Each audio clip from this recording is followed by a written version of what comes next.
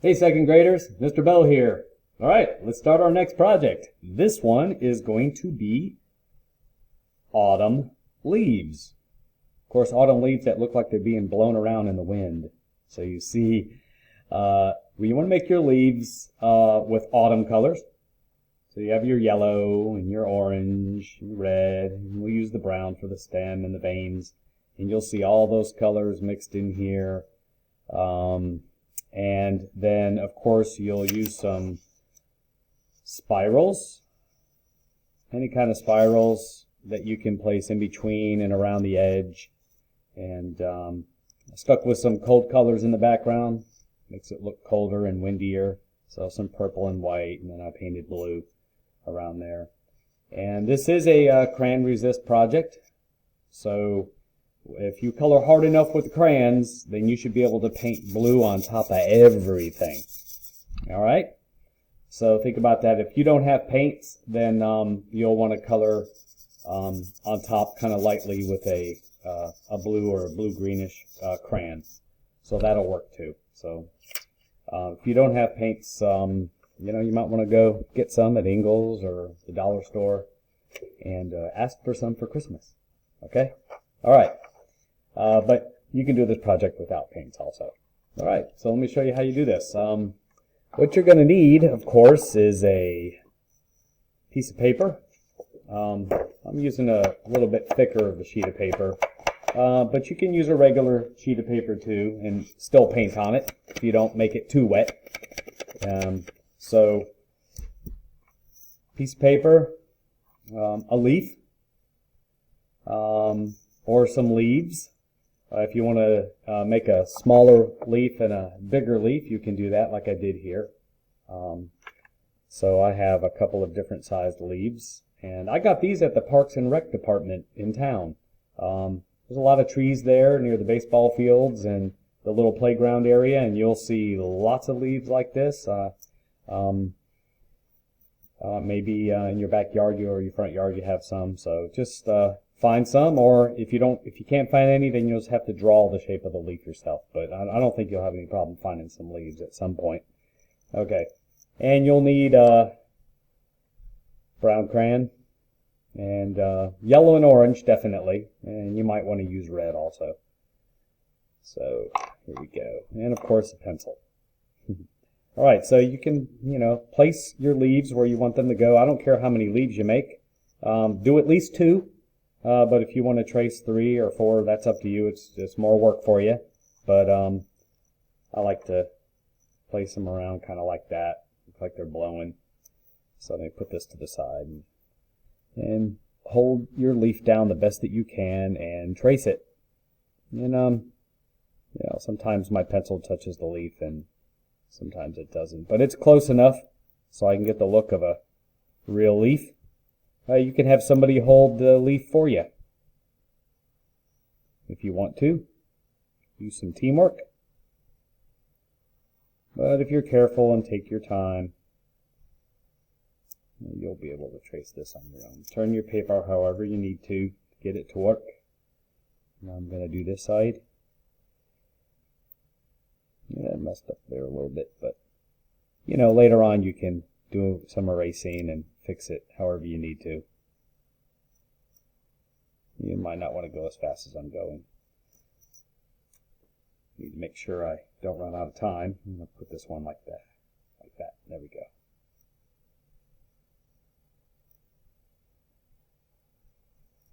The leaf's just sort of a guide to go by. You can get a proper leaf look. And there's different kinds of leaves. There's a whole bunch that look just like this at the rec center. I go there every year and get a new batch of leaves for all the different leaf projects that we do here. And now this part and then my stem. You sort of guess how the stem goes. Alright, put your leaves somewhere safe. You can use them again. And let me go in and fix this little area because that's kind of messed up. So I'm just going to make up how I want the leaves to go.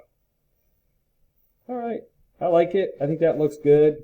And what you want to do next is get the veins on the leaf. And, that's That's these little lines that are in there. These are called the veins.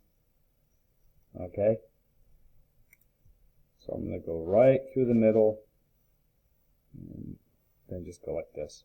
And I'm going to extend some lines to the pointy parts. Make that part pointier looking. And branching off. Anywhere where I see a pointy part, I'm going to attach a line from the stem to it. And in here. There we go. Up in here. It helps make it look more realistic. So don't forget to do those parts. Up in there. There we go. Let's see. I think I got them all. Now this one.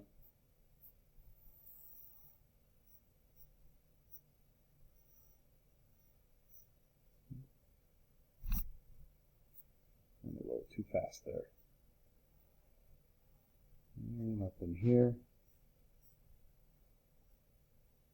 There we go.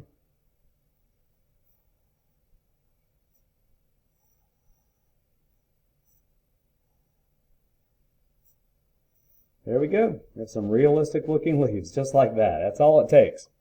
All right, now comes time for the coloring part.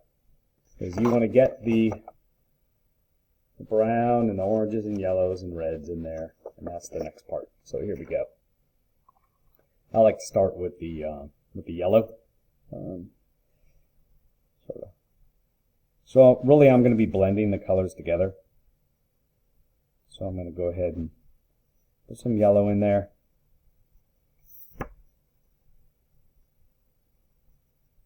Some people like to do yellow, then orange, and then red. Or yellow on one side, red on it. It's really up to you how you want to color these in. Just make sure you're using autumn colors. Yellow, orange, red. Then I'm going to come in here and I'm going to blend some orange in there to fill in the white gaps. You know, different leaves have different looks. This is how I'm making mine. I might use red, I might not. I definitely would blend some orange and yellow together though.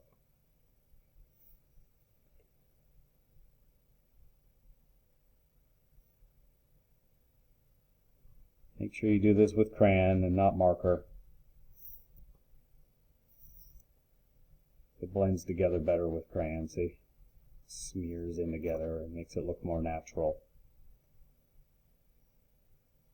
There we go. And try to stay inside the lines the best that you can. I'm going kind of fast, so I might go out of the lines every once in a while. I'm not coloring the stem with orange or yellow. Yeah, that looks pretty nice. There we go. Might add a little bit of red in there. Maybe. Just a little bit. Thing is, if you blend the red with the yellow, it ends up looking orange anyway. But this will get it a little bit darker if you want. Anyway, let's do the stem now. Here we go. You have to push kind of hard to get this to show up. Because you're going on top of. You don't have to go that much up in this area. If you want this brown line to show up better, then you probably want to do this before you color, but I'll show you that on this one. There's different ways to do this, but I'm mainly concerned with this part right here. But I might add a little bit in these. Okay, sometimes I'll go like this and add a little more yellow on top, or maybe a little bit more orange, depending on what color you want to show up the most.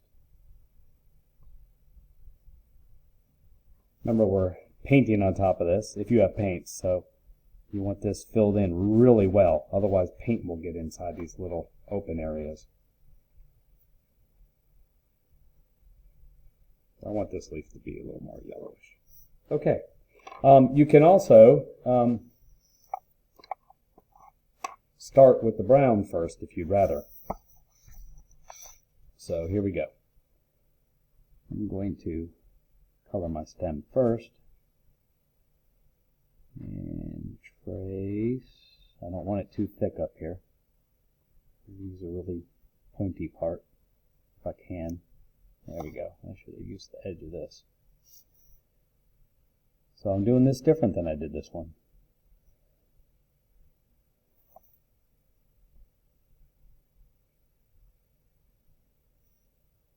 This part's hard to do if you don't have a pointy crayon. But I'm using the edge of this and holding it kind of sideways. Again, it's a choice. You can do this afterwards or before. But when I'm done, you can look at the two and see what you like better.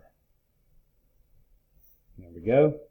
There's all the stem and all the veins, and now you can start coloring in. Now the thing about doing the crayon first is when the yellow touches the brown, it'll smear a little bit, but that's okay. It looks natural that way. I'm just going to put a little bit of yellow in this one. And I'm going to make this one a little bit of orange.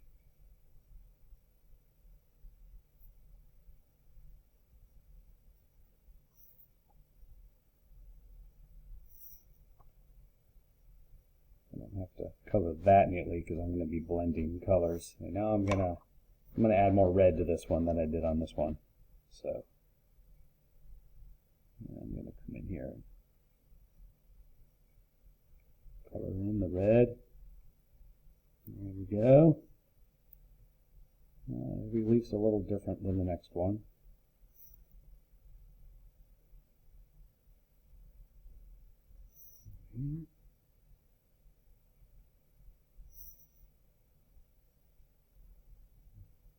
Go over there kind of lightly on top of that. Cover these in. Whoops, I went off the edge there a little bit. Got carried away. I'm looking at the time, so I have to be careful at the time. Okay, so these two leaves are all done, and actually it looks like two real leaves just laying there.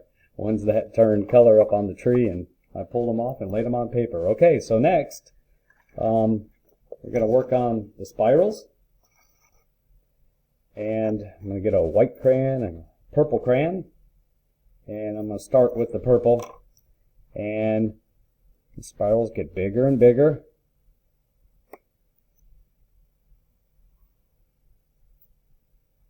Some people like to make the end of the spiral go off the side of the paper, or you can leave it on. It really doesn't matter. You can do little ones.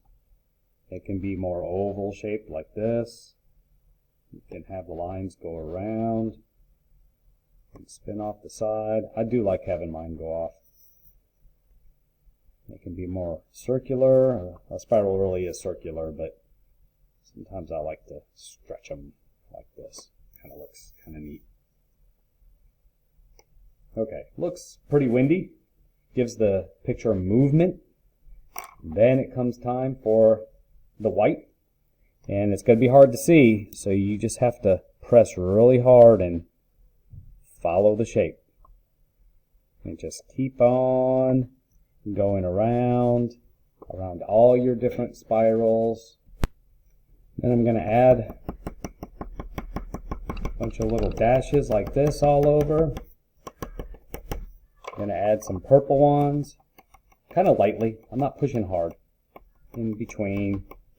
It'll make it look windier. Add those all over your paper next. Next, you can color kind of lightly with a blue crayon or blue-green crayon. That's if you don't have paints. If you do have paints, you can paint over your picture with watercolor paints. Make sure you use a paper towel to wipe it off where you need to wipe it off. And when it's all done, take a picture and send it to me. All right, have fun with this. Can't wait to see your creations. Make sure you send a picture to me. All right, have fun. Bye-bye.